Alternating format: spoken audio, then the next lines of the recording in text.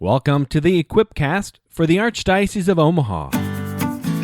Designed to help leaders to transform their cultures, to embody the pastoral vision, to be one church, encountering Jesus, equipping disciples, and living mercy. Welcome to the Equipcast. My name is Jim Jansen. I'm the Director of Pastoral Services here at the Archdiocese of Omaha.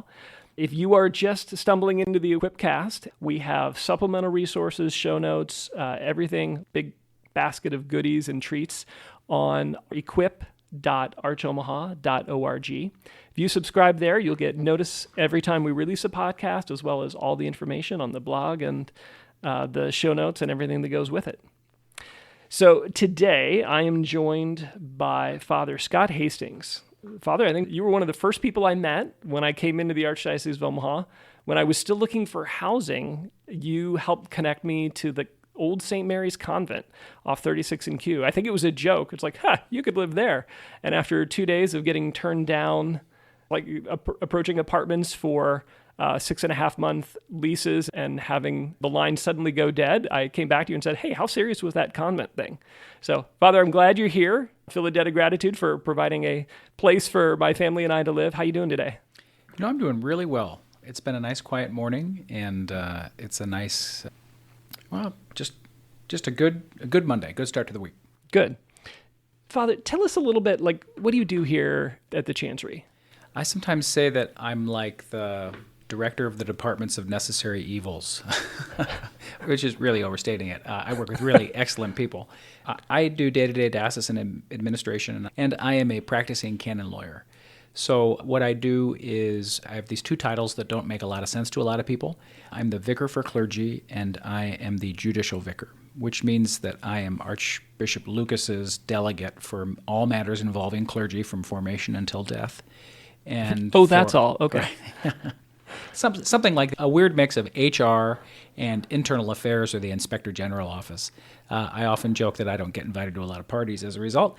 I also oversee the tribunal. We've got just a great staff. And the tribunal, among other things, works through annulments or just various canonical processes in the life of the church. So I do day-to-day admin. Deacon Gregorio Elizalde likes to call me Archbishop Lucas's right-hand guy. So that's what I do. I return phone calls and endless emails and try to support our priests and deacons and respond to the issues of the day. I never know what's coming before I walk into the office. Okay. Well, Father, can you tell us a little bit about your journey, how long you've been a priest, kind of a little bit about your faith journey? Where'd you first meet Jesus? Where'd you first experience the call to be a priest? How'd you get here? Sure. I'm one of those people that does not remember a time when I did not know the action of Christ in my life. So I grew up in a pretty normal Catholic family. My parents were really involved in our parish. I grew up at St. Wenceslas Parish here in Omaha and went to St. Wenceslas for school, and the faith was just a regular part of our life. I thought we were just a pretty normal, regular family. The idea of priesthood was presented to me as something reasonable. My dad knew a lot of priests, and priests came over to our house, or they just knew us. So for me, being a priest was as ordinary a thought as being a lawyer or a plumber or any other kind of job.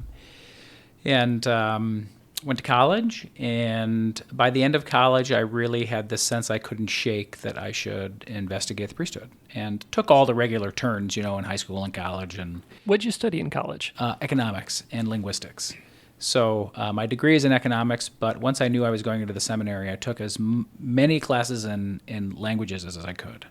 And kind of my area of fun study, I would say, is in languages. And it's something I've always liked, and it's just kind of come natural to me. And it's been nothing but joy as a priest because of the ability to work in Spanish. That's been super fun and super rewarding. I've been a priest since 2008, and I was assigned up in Madison County in Norfolk. I taught Spanish poorly for 1 year at Norfolk Catholic High School.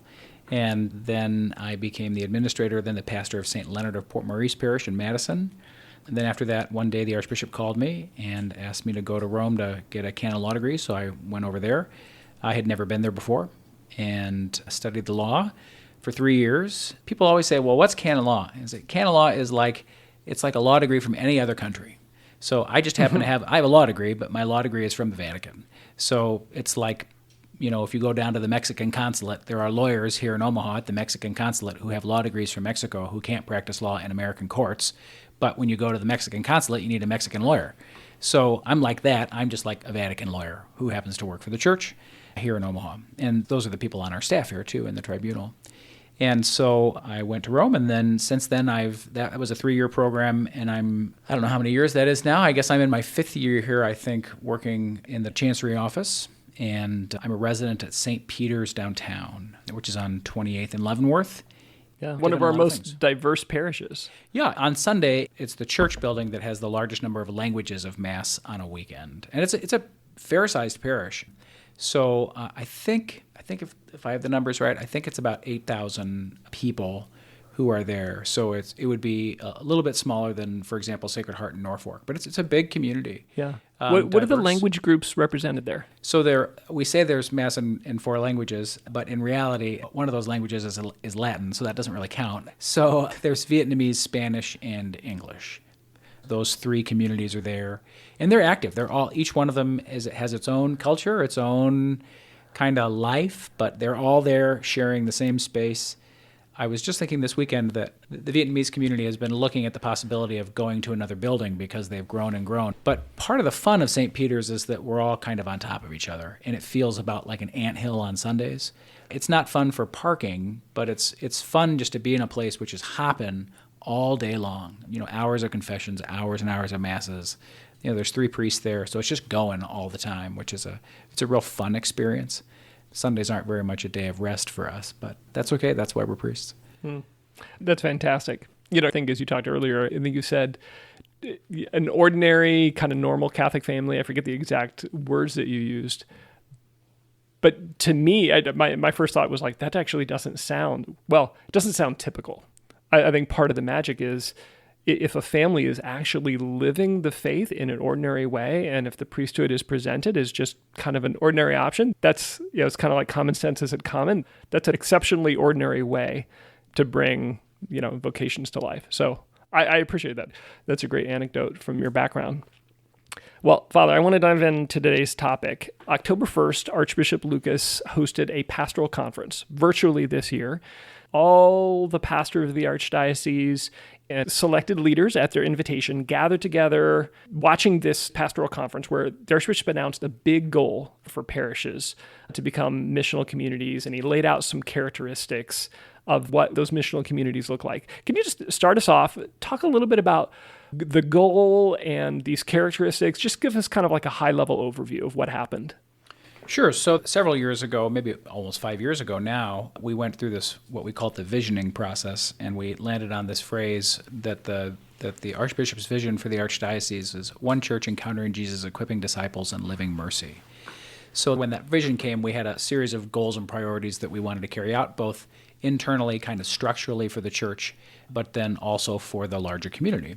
And we laid those out. We had a plan. We executed that plan, kind of culminated in Arch Omaha Unite at the CHI Health Center here in Omaha, which was a great event. You were the MC for, or one of the MCs? Reluctantly. But it was fun. You did a great job. Thank you. Somebody had to watch over Calvin. Yeah, well, actually, Calvin and I thought had a good time that day. It was a fun, full day. And the presenters on the panels were really magnificent. I learned a lot that day. It was certainly fruitful for me. Not that that's the measure of the success of the event, but nonetheless, it was fruitful for me. So after that event, we didn't go back to the drawing board. We said, well, what's next? So we have this vision. What do we do?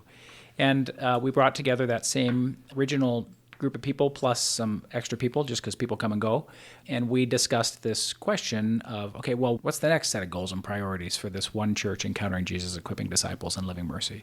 And the clear idea which arose was that, in light of the changing demographics in the life of the church, we can either keep doing what we're doing now and go out of business, or we can change some of the things we're doing and see if we can't respond to those demographic changes as the Lord is asking us to do in an authentic Catholic way to bring new life to this place. Can you talk a little bit more about that? Because I think you're alluding to something that, I've used the metaphor before, that these changing demographics, that's a reality that many of us, faithful Catholics, even here in Nebraska, we kind of swim in it so much. It's like a fish in water. You know, the old joke is fish is like, man, how's the water today? It's like, what's water? Sometimes it's just the environment we live in that we almost don't recognize it. We don't want to go too far down the rabbit hole, but can you just break that down a little bit? What you mean when you talk about these demographic changes that we're facing? Sure. I'd say by analogy, I lived at your parish for a while down at St. Bernadette's in Bellevue, and or as they say down there, in Bellevue. And sometimes they call it South Omaha. I don't think it is South Omaha, but anyway, I never get tired of saying it. I love Omaha, and I love her history. Omaha, historically the Queen City of the Missouri Valley, and Omaha history is a big kind of passion of mine. So to put that aside. That's another podcast. We should do it. I heard you give a great tour of the city. A gastronomic tour and historical tour of the city and the 23 counties of northeast Nebraska, as it turns out. So maybe I should get invited to more parties. I don't know. So, so if you can picture 50th and L Street in Omaha in your head, there was a Kmart there forever and ever. And then one day there wasn't. And people said, well, wait a second, all the Kmarts are gone. Well, yeah, but on the other side, on the south side of 50th and L, there's Walmart, neighborhood market.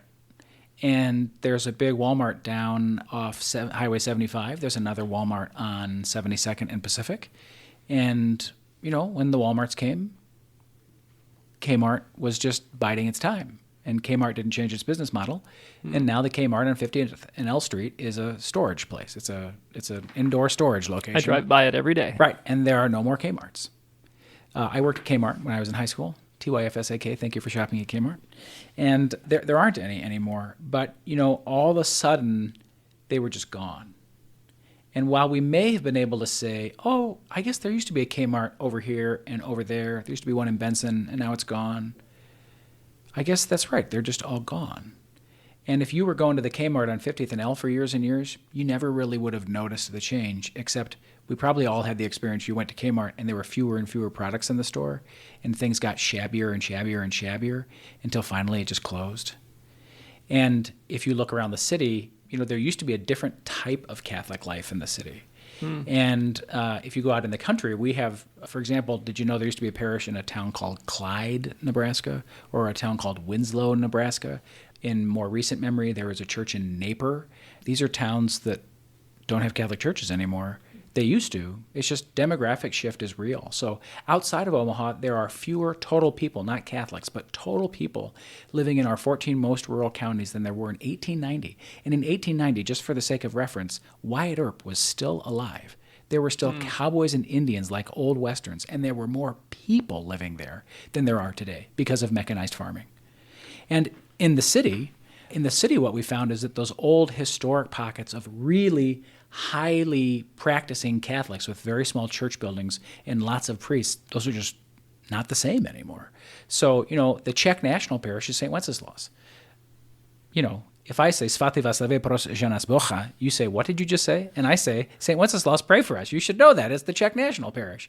But if you go to St. Joseph, which is the German national parish, and nobody calls it St. Joseph's, it's San Jose, because everybody there is a Latino except for like 30 people who speak English at one of the masses, who are all good people, and it's their parish, and they've been there forever, and I don't want to diminish them. But the simple reality is that the number of Catholics who practice is decreasing, even while the number of Catholics is increasing.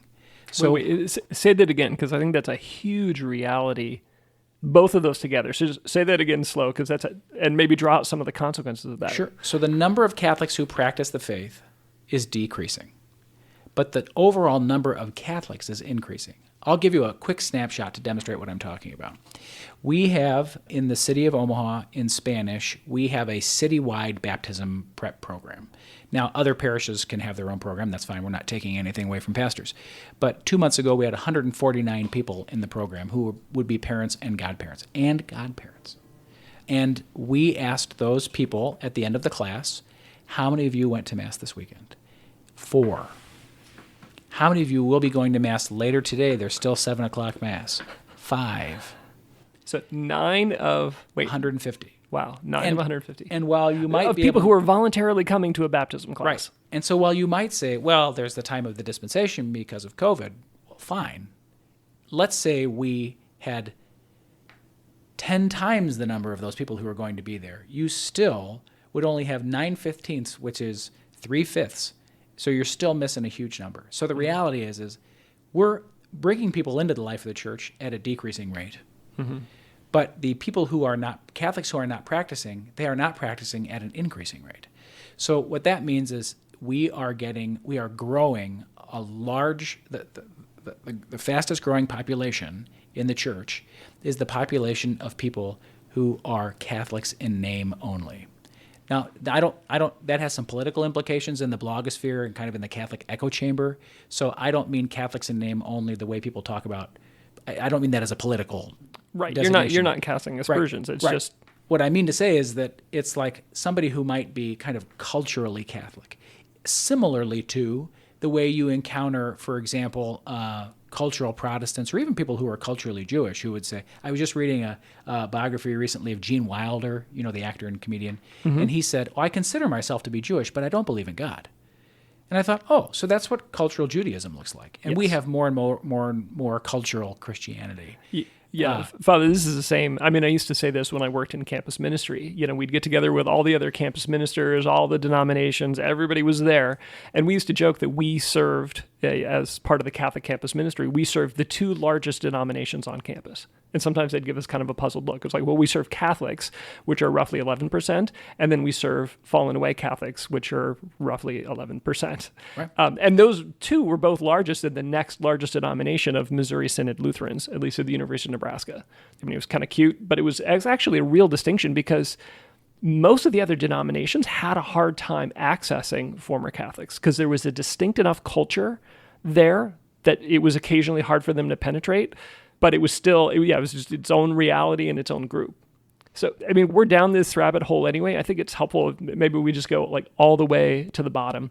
What would you say to those who they're aware of these numbers, but there's a hesitancy to acknowledge them because it feels unpatriotic, or maybe put a little bit more precisely, it feels unfaithful? Are we somehow, if we acknowledge that, man, my parish might go away, how do you counsel someone who's afraid to kind of embrace that or acknowledge that reality because it feels like they're being unfaithful, that they're doubting, the Lord's promises to the church? Gosh, I think I would just say that the truth will set you free and, be not afraid. So, I mean, the truth is the truth. So I think we all probably had an experience probably at some point when we were younger, like with budgeting, and we think like, I keep losing money every month because I've said my budget is this, but in reality, I went to college in Texas, and Texas has a fast food chain called Whataburger. Like, Whataburger wasn't in my budget, but I kept going to Whataburger. Mm-hmm. So, at the end of the month, like, I didn't have enough money. Well, why didn't I have enough money? Well, I went to Whataburger. Well, that's not in my budget. Yeah, but I told myself I'm living inside of my means, and I wasn't. And that, that only works for so long. Mm-hmm. So I'd say that it's a hard reality. I wouldn't want to tell anybody that it might not be even grief-causing. But the truth is the truth. So either there's a hole in the hull of the ship or there's not, and looking the other direction isn't going to fix it. Mm-hmm. Yeah, no, that's helpful. I'm drawn back as you were speaking that. I can't reference it precisely, but there was a meditation. I mean, this is years ago that now Pope Emeritus Benedict gave on Revelation, the early chapters. And he talked about how, Jesus says in those early chapters, I will come and I will take away your lampstand, speaking right to some of the churches in Asia Minor. And of course he did. Those churches don't exist. You're not allowed to say Mass or, kind of public celebrations of the faith there. And Pope Benedict at the time said that this is a message for the Church of America and Europe. Like, he applied that warning that Christ gives to us. Yeah, if you want to know if it's possible, just look at North Africa. So, I mean, innumerable saints came from North Africa in the first 5 centuries of the life of the church. And it's gone. That doesn't mean it'll never come back, but it's gone. Wow. Jesus' promise is that he will always be with us, but he doesn't necessarily promise that we're always going to be faithful and that a particular church is going to persist. That's probably a nice transition, I think. We started off talking about, okay, the Archbishop announced this goal that every parish in the Archdiocese of Omaha would become a missional community within 6 years. And in some ways, we've just been talking about some of the need for that the sense that we're being called to rediscover our missionary identity. Father, can you talk a little bit, like, what is a missional community and how is it maybe different from our current experience? A little bit of the contrast. Sure. I would say right now, most of our parishes are primarily inward-looking with a little bit of outward-looking. And I think that the goal for a missional community is that it be equally as outward-looking as it is inward-looking. So we can't make the mistake of just thinking it's only outward-looking, because then we have all these people who are there who need, who aren't going to receive their sacraments or be buried when they die or be attended to by the priest and that so on would and be so awful. forth. I'm just thinking about the not burying people when they die. Right, exactly. Yeah, that would things would stack up. So that would stink. I have so many jokes. Joking about this is a dying art. Oh, come on. Okay, so my point is to say that again, right now, most of our parishes are primarily inward-looking. That's not bad, but that's what we've asked them to do. So, for example, here in the Archdiocese, we have one of the highest per capita rates of Catholic schooling in the world. So, we have a lot of people who are incredibly generous with their time with Catholic schools, and that's great. We don't want to lose that. We're not saying that's somehow bad, or that, that people who are running the CCD programs right now aren't doing a good job. We're not saying anything about that. What we're saying is that right now it looks like we could be more attentive to growing the church and attentive to people who have not met Christ, or if they have met him, they've forgotten all about him. So, somebody might say, well, that's not a big deal for us around here. Maybe we live out in the country, and out in the country, everybody goes to church. Well, I would say half of everybody goes to church, and of that half, a quarter of that half goes to the Catholic Church, but half of the community isn't going to church, which means, to quote the movie Top Gun, we are in what we would call a target-rich environment. And so we can look out and just see that there are people all around us who are not part of the body of Christ, that is, and people who do not know Christ in a deep, moving, and fulfilling way. So when we look at our parishes are the primary structural organ of the diocese. They're like cells of the body. And we need parishes, if the church is going to grow, to focus, again, internally and externally. So we're asking them to do that really by focusing on three things, and none of this is a surprise. But those three things are really leadership, coming into the church, what we might sort of call generally formation, and then also responsibility. So we have three particular characteristics that we're outlining for a missional community. So under the kind of the umbrella title of within 6 years, every church in the Archdiocese will be a missional community. It's this big, bold, kind of audacious goal that we want that goal in individual parishes to have three basic characteristics.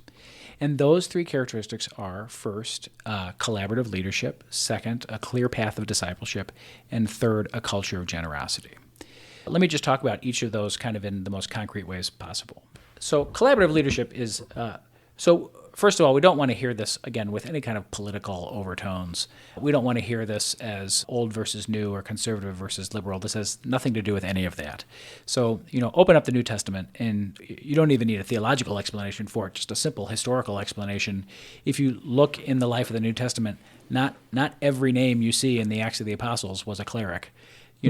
They are followed by groups of people who are assisting them in the administration of the church. So this is kind of, I don't want to call it originalism, but I would say that this has been part of the church from the beginning of the church, and it's part of the church right now. So, a pastor has a parish council, a finance council, a school board, a PTA, a booster club, an endowment board. There's a variety of different groups of people who already assist the pastor, and we want those groups to stay. What we're asking pastors to do is to think, who are the people around me who can assist me in carrying out the goal of making my parish missional? So right now, the people on your finance committee are usually they're accountants or bookkeepers or people with some kind of experience in that way. I wouldn't choose a philosophy professor probably to be on my finance committee. I would much more likely choose, someone who works down at the bank to be on my finance committee because that's their area of expertise. So what we're asking pastors to do with collaborative leadership is to say, who are the people in my parish who have some kind of expertise? Who are those people, and whom can I gather around me in order to execute on making my parish be missional? Now, what we think is that most pastors, in order to accomplish that, given the fact that parishes are more and more complex, and given the fact that there are fewer priests relative to the number of Catholics, what we think is that the starting place for most pastors with this will be a leadership team. Now, that does sound like corporate gobbledygook, and it it is on some level, but it also describes what exactly we're asking them to do. Namely, look around you and see who has expertise. In a different generation in the life of the church, the educational difference between the pastor and the people in the parish was enormous. Yeah. Can you talk more about that? Because as we've had conversations internally, pointed out that the complexity of pastoral assignments has grown dramatically. Well, I would say that if you had a school in the old days and you had a priest and a couple of assistant pastors, you worked in a parish and the sisters mostly ran the school, and it was just kind of a cash business. And you might have had 800 to maybe 3,000 parishioners. 3,000 would have been a huge parish, 50, 60 years ago. And in time, the parishes have just gotten bigger and bigger. So if you go to St. Stephen the Martyr Parish in West Omaha, it's one of our 3 largest parishes. It's probably difficult to tell on any day of the week which is actually the biggest one. But you go out there, and they have about 70 employees. They have many hundreds of students in their school, many hundreds of students in their CCD program. They've got 2 priests, and they are surrounded by people who are professional people. When I got out of the seminary, I had 2 master's degrees. I knew a handful of languages. I had a degree in economics and was totally unprepared to run a school with 500 people or to be able to tell a principal how to run a school with 500 people. Totally unprepared to understand how to manage a physical plant. I said before, I've worked at Kmart. I've cleaned plenty of bathrooms. I've stocked plenty of shelves, but that doesn't give me the kind of expertise you need or even baseline experience you need to oversee an operation of that size. And while somebody might say, well, that's exceptional, St. Stephen the Martyr is, it's really big. Yeah, except that, we all have the experience, anyone who works at a desk has the experience that, the amount of paperwork that just has increased over time with HR, and the amount of legal work with properties. I mean, the world is getting more and more complex. There's just more intricacy. So it's not really a surprise. Everything else is getting more complex too. I had a TI-82-3 calculator, when I was those things. Yeah, I mean, it was a great little graphing calculator. My iPhone makes that thing look like a dinosaur. And, think about automobiles. I mean, the difference between my crummy little Honda Civic and the car I had when I was in high school, a 1989 Plymouth Acclaim, I mean, they're just totally different. I mean, the complexity increases. So the same thing's happening in our parishes.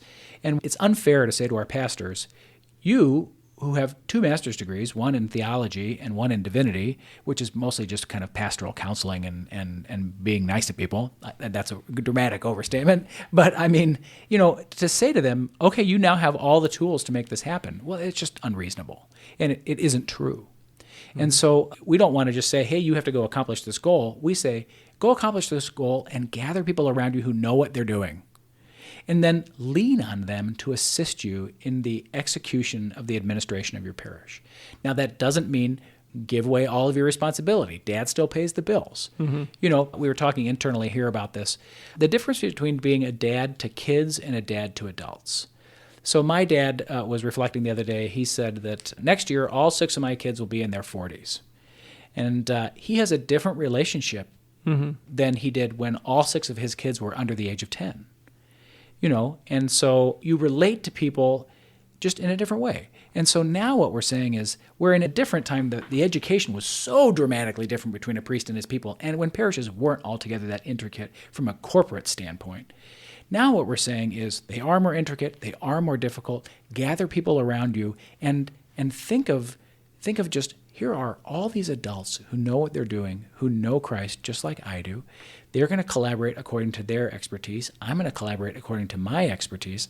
I'm going to invite them to help me carry this load. I mean, that seems to me to be kind of a no-brainer.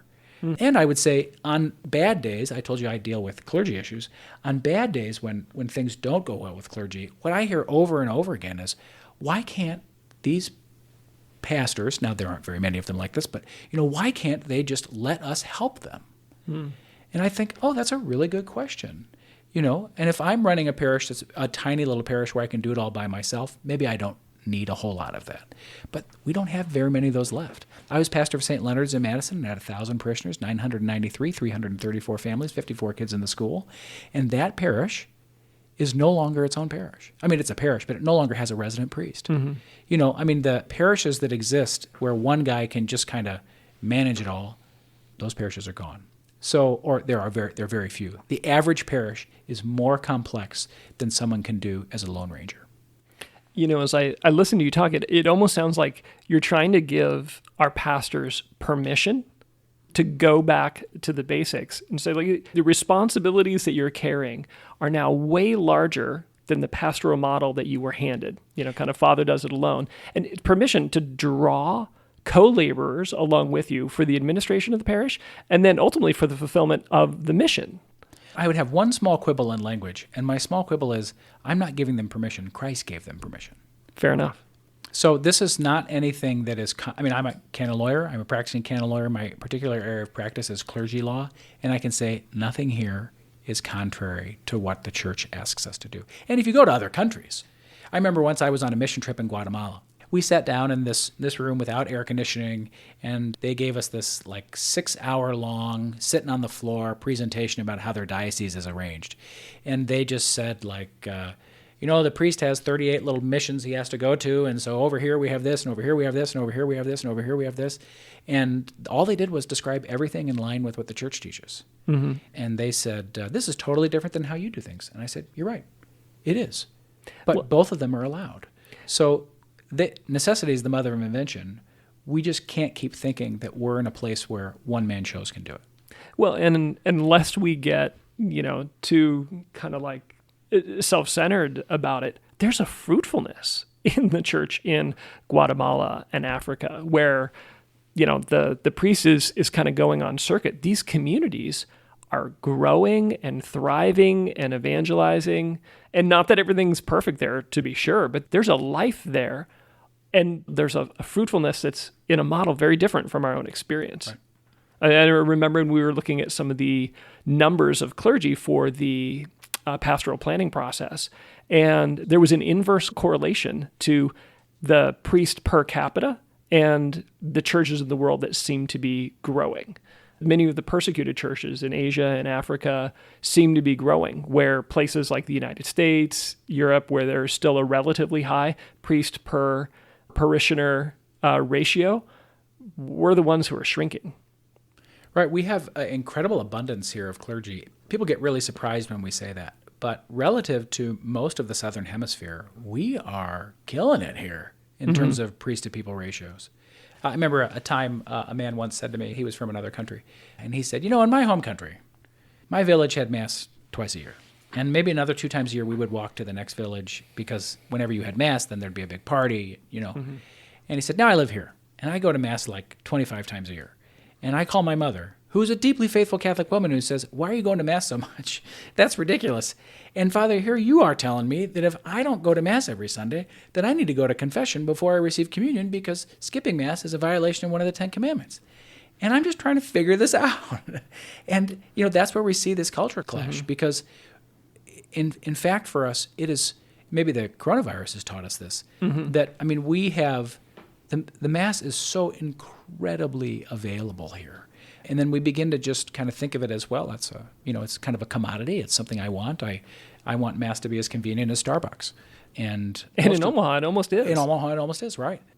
Yeah, I have friends who move here from other places, and whenever they hear somebody complain about Mass, they say, just go move to the South. Go move to places where you share one priest with 6 parishes, and then tell me about missing Mass. Anyway, we're off topic. Yeah, no, that's super helpful. So concretely, for collaborative leadership, what's a baby step? Let's say you've got, and keep in mind our listeners are both priests, pastors, but also dearies, youth ministers, just faithful missionary disciples, living their day job. Business card says architect, but my real job is to share my faith. What's a baby step for them? How does this kind of first step, bringing this idea of co-laboring together to become a missional community, what's the first step in that? Well, if I were a pastor, and I say this just mindful of the fact that I was only a pastor for 2 years and have a wealth of inexperience in this regard, I would encourage pastors to think, can I accomplish this goal by myself? And if I can't, whom would I ask to help me with this? Just really concretely. Because I think the next 2 items really inform this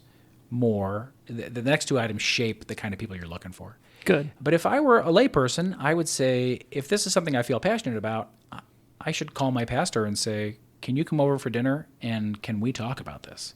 And the first step is I would make a relationship. And the second step is that I would offer to help. And, in broad strokes, men like to feel useful and competent. So if you call up your pastor and you say you're doing a crummy job, just expect he's never going to call you back. Because... Wait. So just to be clear, not a good idea. Not a good idea. Not recommended. Right. So, but if you call your pastor and you say, look, I think I can be helpful here. Think about it, pray about it. Invite him over to dinner or invite him out to coffee, break bread with the man, and then say, how can I help? And also put together your list of people who might also bring other facets to that group and say, we want to help you with this. What can we do? That's fantastic. And I might add, for those who are listening, there's some conversation starters. The recorded version of the pastoral conference is linked on the Equip website, as well as some self-assessments around these characteristics designed to help start using this podcast. I mean, share this with some friends and use it as a starter for the conversation. So then collaborative leadership leads into the next quality. So, we don't just want pastors to have another meeting or to start another group. We want them to accomplish something. And what we want them to accomplish is having a missional community. So the two ways we think that happens are the next two characteristics. The first one being a clear path to discipleship, such that the pastor and these gathered leaders will provide a year-round way for any person who's in the parish, regardless of what level they're at, from birth until death, from opposed to the faith to deeply faithful, that there will be something for each of those people whereby they can continue to receive enrichment in the life of the faith, formation in the life of the faith, preparation in the light of the faith. Can you talk more about that? You emphasized year-round. Right. So what happens now very often is Easter happens in April-ish, and when Easter happens, then people go to the Easter Vigil, or they see someone they know who enters into the life of the church, or they go to their child's first communion in May, or they go to confirmation in May or June, and they say, oh, I'm finally ready to become Catholic because maybe I was Lutheran or Methodist or nothing, or and now I'm ready. So they go see their pastor, and their pastor says, oh, we don't really have anything. So why don't you go join the Knights of Columbus, who are great. I'm a past state chaplain. I like the Knights. Or I suppose now they say, maybe you can help clean the pews after Mass, But how are you with Lysol? That's right. Or they just say, come back in the fall when we have RCIA. So practically what that's saying is, like so many things in our culture, we just run on an academic calendar. Mm-hmm. But the way it's often received is, I'm glad you are so happy that I'm coming into your community that you have nothing to offer me right now. Yeah, it's so tragic because when it works, when the witness of somebody else who's found a treasure, who joins the church, again, whether that's a second grader with their first communion or a beautiful Easter vigil, and someone's inspired to take that step. I mean, it's like coming to Jesus, and he's like, well, foxes have holes and birds have nests, but I have nothing to offer you for another 5 months. That's right. Now, and I would say some of our parishes do this really excellently. And I would say that the parish where I live right now, they have year-round coming into the life of the church at St. Peter's. It's really beautiful. It's just all of a sudden it will be announced, oh, so-and-so is getting confirmed at the Sunday Mass. Oh, it's wonderful. It's really beautiful experiences of that. But in many places, again, because we're kind of working the church system, people just kind of, well, come back when this happens. And so what we find is that there just isn't a lot on offer about the most constitutive elements of the Christian life, which the most being the experience of prayer. So teaching people how to pray, teaching people how to grow in prayer, teaching people how to have a Christian community, providing a way for people to be accompanied, the just positive human connection with other people of faith. Over and over again, those things just are not on offer. And of course, if you see where the growth of the church is, you'll see that wherever the church grows, the growth of kind of small communities is present, and the formation throughout life is present. I'm part of one of the ecclesial movements, and the ecclesial movements are big around the world. They're just coming into the United States. The reason why they haven't been here previously, heretofore, is because our parishes were strong. Mm-hmm. If you live in a small ethnic community and you live with all of your relatives, you live in a Catholic world. That world is gone now. It used to work. Your family was Catholic. That provided the soil. And then you went to either catechism or Catholic school, and that provided the seed. And the culture was enough for a while, for a very brief while. Now, prior to the Civil War and really after the 1950s, that world, that was a a flash in the pan historically. But that used to work. It doesn't work now. And if we thought, and again, I would just go back to our previous statistic, the number of Catholics is increasing. The number of Catholics who practice their faith is decreasing. So whatever we're doing right now isn't working. So if we want to get that half of all the people who live in, Cedar County, half of all the people who live in Platte County, half of all the people who live in whatever, Fort Pierce County and Forty County, if we want to get those people, we can't just say, well, why aren't they coming in October when we announced RCIA? Yeah. Because you didn't invite them to something.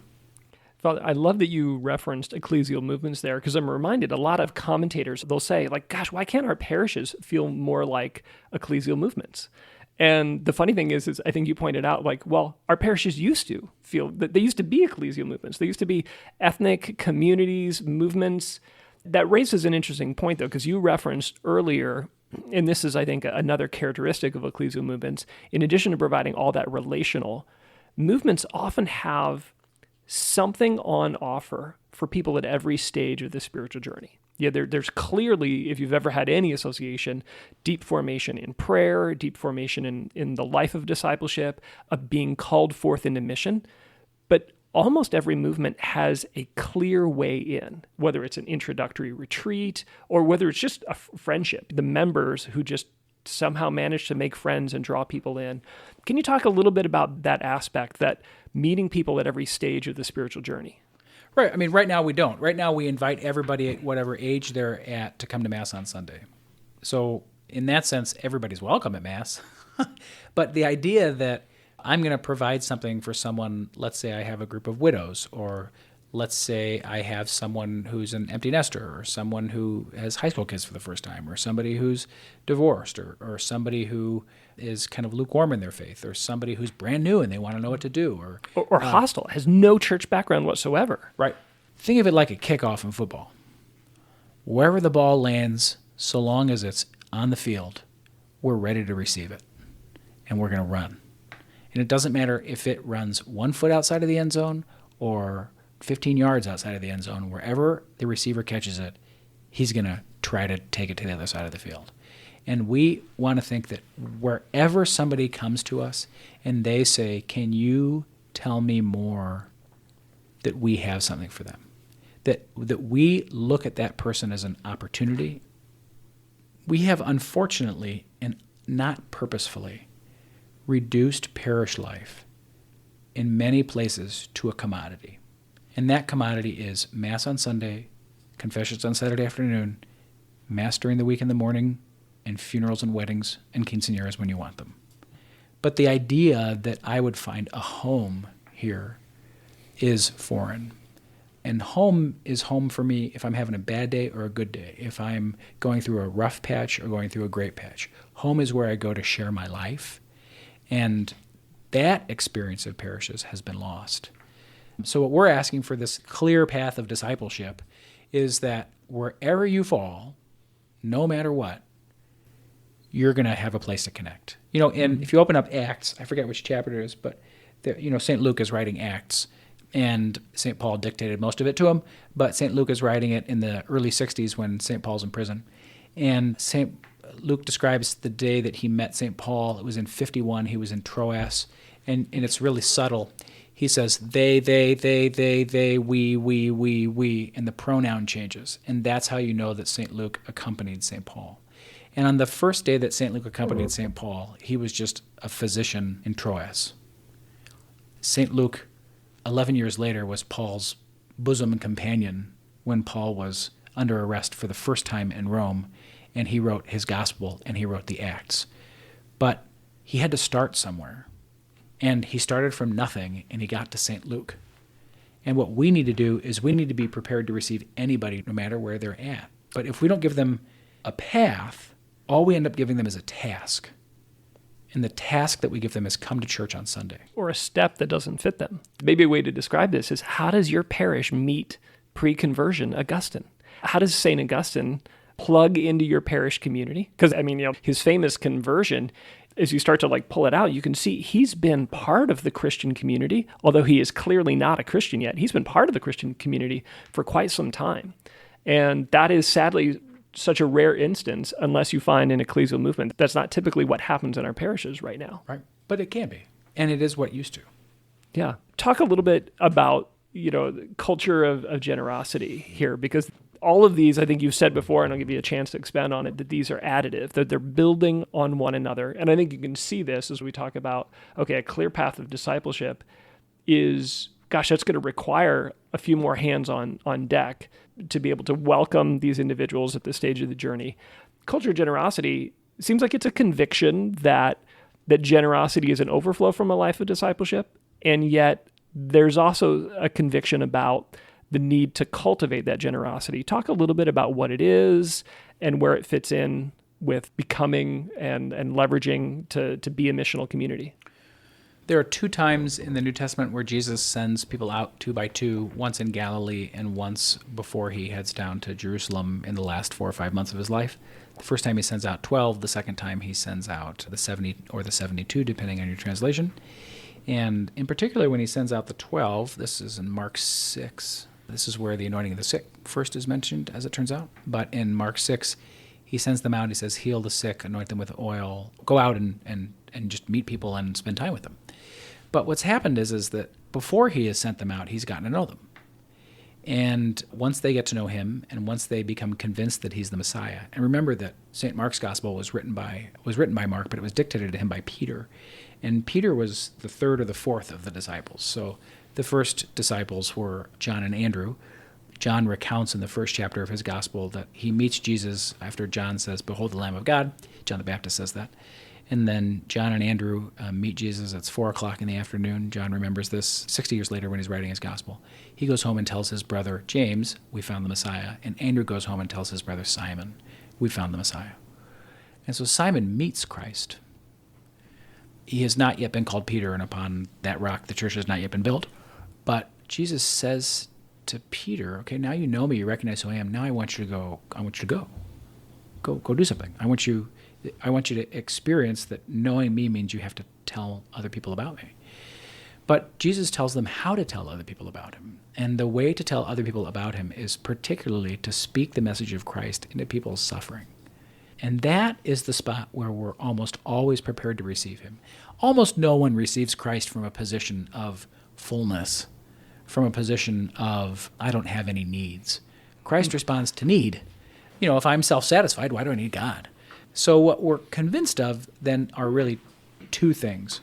One is, if I've met Jesus and I know Jesus, I will experience, as Christians before me have always experienced, a desire for that love to overflow into my experience with other people. That is the experience of mercy, that essentially people aren't reducible to their good qualities or their bad qualities. People are reducible only to the fact that Christ makes them. And so in the end, when I know Christ and I know who I am and I know my identity in Christ, inevitably my cup runneth over. It sloshes around. And I want to go and see people and spend time with them and bring the balm of Christ. So that's one side of it. The other side of it that we know, though, is that I most often experience Christ through other people. So when Jesus sent out the 12, it wasn't just so that the 12 could kind of, if you think about I knew this guy in college who was a football player in high school, and they used to eat an entire honey bear before a football game. They'd squeeze that whole honey bear into their mouth, and then you'd go play football. And you just had all that energy. You had to get it out. That's part of the experience of a culture of generosity, which is I know Christ. Again, he's sloshing around inside of me. I'm filled with this energy. I have to go and be among people who are suffering. That's one part. But the other part is that people meet Christ through me. So when I go, I'm not patting myself on the back. Here's a time when it was clear for me. I volunteered for a year down at the Stevens Center when my parish schedule allowed. And I would be there every Friday morning for 2 hours.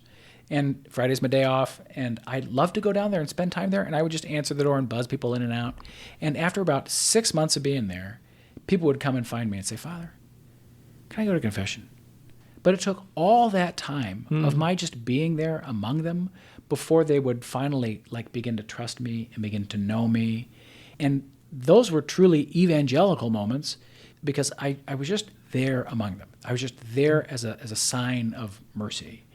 And so on the one hand, there's my desire to overflow. But on the other hand, people very often in the history of the experience of the church, they see us live out mercy and they're drawn by it. We all know the story about Mother Teresa. She'd be helping someone to death, not hastening their death, but just helping them in the moment of death. And they would say, who are you and why are you doing this? And she says, because I'm a Christian. And they say, well, how do I become that? Whatever that is, I want to be that. So that experience, you're different. How can I be like that? That's what generosity tells us. Mm-hmm. Now, we also know that we live in a world where the simple fact of the matter is that money is incredibly powerful. So it's not just acts of mercy. It's not just the corporal and the spiritual works of mercy. We're also convinced, because our experience tells us this, that responsibility means even if I can't physically go and do something, we want to encourage people in their generosity to say, how can I assist people who are? And this is, of course, some people who are listening, I don't know who the oldest person is who might be listening, but some people are old enough to listen to, used to save, nickels and dimes to send them to the missions because the missionaries needed things. And the missionaries have this really clever phrase. They say, some give by going and some go by giving. I used to use that phrase when I was fundraising as a missionary. Right. So not everybody can do everything, but Mother Angelica used to say, put us between your phone bill and your electric bill. Those little acts of generosity, and sometimes very big acts of generosity. I mean, think here in Nebraska, we have the cloisters on the Platte. Mr. Ricketts, who built TD Ameritrade, he was moved by going to the Ignatian weekend retreats. And now that place is on fire over there. Mm-hmm. And he built this amazing location where weekend in and weekend out, there are people whose lives are changed there. So that experience, when we talk about generosity, what we're talking about is that I am moved in the ways that I can to assist those in need. And I'm certain that by doing that, people will see Christ through me if I'm attentive to Christ and acting out of having met him previously. So if we tie all that together, we want pastors to gather around them a group of people who can help them execute those two particular categories. I want a way to provide this year-round itinerary, this clear path of discipleship for people no matter where they're at on the Christian journey, and I also want them to be able to provide a way so that those same people, once the match head is on fire, so to speak, so that they'll have a place to direct that.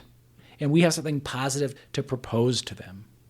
Right, because there is a need for shepherding. And I think as we reflected on this, the role of the pastor to help people recognize their particular giftings, their charism, to just a little bit of equipping to help them find the place where they're called to serve. I mean, there should be a desire to serve, this kind of overflowing that's bubbling up inside them because of that encounter.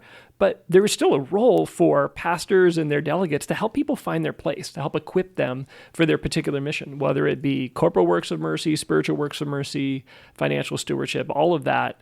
That there's a cultivation and a shepherding, if you will, for people to find their outlet. One other thing I thought it was interesting, I think the stewardship piece, the financial aspect, I think it's gotten my attention because most of us are thinking, it's like, okay, I'm not a billionaire, but even if you're lower middle class in the United States, you're one of the wealthiest people in the history of humanity. And it would be a crime for us to not attend to financial stewardship simply because of the fact that so many of us have been given so much. Our failure to attend to that would be to our harm. The knowledge that I've been given things it's almost un-American because our notion of Americans is that everything I have, I've earned. And I'm an American. I love the United States. I used to think I was Italian-American. Then I lived out of the United States. Then I realized really quickly I'm just American. And then in time, I'm a Nebraskan. But all that being said, I think sometimes the reason why there's reticence about thinking that what I have is given, that reticence comes from the sense that we believe as Americans in the myth of the self-made man. But a man of faith, a woman of faith knows that what I am most basically is you make me. And when I say you, I mean Christ. And when I go, this morning I had my holy hour, this morning before Mass at 6:45. And, I'm sitting there praying, and so fundamental is this notion that it's not that I exist and God exists, like as if we're two separate beings. I mean, this is kind of like basic philosophy and theology 101. God is not a person outside of me. God is being. And It's not like I can choose for God to be important in my life or not. God is important in my life. I cannot be reduced beyond you make me.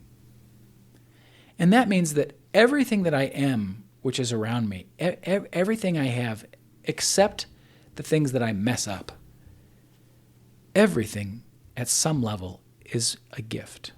Now, I cooperate, that's true. But everything that I have is a gift. And so when we speak of finances, that doesn't mean we don't want to say, well, then nothing belongs to me. Well, that's not what I'm saying. What I'm saying is that if I know myself to be utterly dependent on Christ, if I know that there are things I have in my life that have nothing to do with my own merit, and if I know that there are countless people around me who live in circumstances that are horrible, that have nothing to do with their own merit or fault, then it is good for me to give of what I have received. Now, I think somebody who was really important, who died on a cross for us, said something like that as well. But it's taken me a while to have my eyes open to this. I'm from West Omaha. Again, I've been to 24 years of schooling. I never wanted for anything as a child, even though we all kind of lived in this myth that, we weren't rich. Well, we weren't rich we didn't live in Regency. We weren't rich by American standards of rich, but everything I had, I needed. And now I work with people who came here from another country. Things were so bad, they were willing to move to another country, to risk deportation, to not speak the same language of their children, to abandon their extended relations, to come here in a place to a culture that wasn't their own just for the thought that their kids might have a better life. I don't want to get political, but that is the definition of something that's given to me. In political terms, we speak of privilege. I don't really want to talk about that, but that's all been given to me. And the person who gave that all to me is Christ. And there are other people in situations where they simply cannot face their circumstances. That's what poverty is. It's, here's a circumstance, I can't overcome it. And since I know Christ, and because I know Christ holds that person in the palm of his hand, to know him is to be moved for a desire to help that person. So financial stewardship, we kind of hem and haw around it, and I was doing it a second ago. You feel kind of bad asking for money. But, the long experience of Christians is when I know Christ, helping someone else is easy. And it's only hard to ask for money when you're talking to people who don't know Christ. Well said. Father, this has been a fantastic conversation. Just as we wrap up here, one of the things that we've said as we reflect on this, not only do we see these particular characteristics being additive, that they don't articulate all the entirety of what makes up a missional community, but that there's a conviction that we have that these particular characteristics, if we can attend to them, that they're like levers, that they help bring about this reality. Any closing thoughts as we kind of end our conversation today, as you think about priests, pastors, DREs, just faithful missionary disciples, those folks that are listening to this? Any closing thoughts, encouragement, recommendations for them? Real simple one. I don't watch a lot of TV, but I used to like to watch all of those shows where like Gordon Ramsay would go visit restaurants and they'd be failing. And, he'd like to scream at them a lot and all those things. Or like bar rescue or hotel rescue or restaurant rescue. I don't know what it is. I'm a priest. I like to save people, So I would say I like those shows. And one of the things that always struck me was how hard it was for people to set aside practices that weren't fruitful because they wanted them to be fruitful. And I think when I was a pastor, again, wealth of inexperience, there were many things I thought this is the right way, and I wasn't willing to accept that maybe my vision wasn't always 100% correct. Father Harry Boozy, who's your pastor, he has this phrase, he says, sometimes dreams are harder to let go of than reality. And I think we really want our parishes to be these big, huge, thriving places the way they used to be in some idyllic past if it ever existed. And I would say the reality in front of us is that if we don't change something, we're going to be in a bad way. And my opinion is that it is rare, if not never, that you find one person or two people who for a parish can bear that whole thing on their shoulders, whether they're priests or lay people. And that the best way to go about this is to say, I need competent people who can help me bring more people here and who can help me see the needs of other people, because Jesus told me that that's a constitutive part of being a Christian. I think we just are proposing Christianity and saying to people, things can be different and fuller and more beautiful, and this is how. Yeah. If Jesus is calling, he's providing a way, and he's providing companions for the journey. So thank you, Father. This has been fantastic. Maybe we'll have you on the show again. We can do, I don't know how you do a gastronomic tour of Northeast Nebraska with a podcast. We'll get to work on that, figure out how we do that. But thank you so much for being with us today. Oh, my pleasure. And if you need to know how, go listen to The Splendid Table on PBS.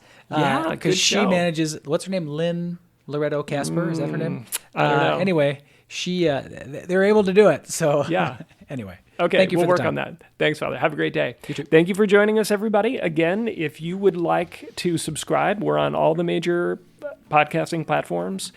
Equipcast, all one word. And if you want to get the show notes, blog, everything else, all the goodies that go with this, look at equip.archomaha.org. Thanks for being with us.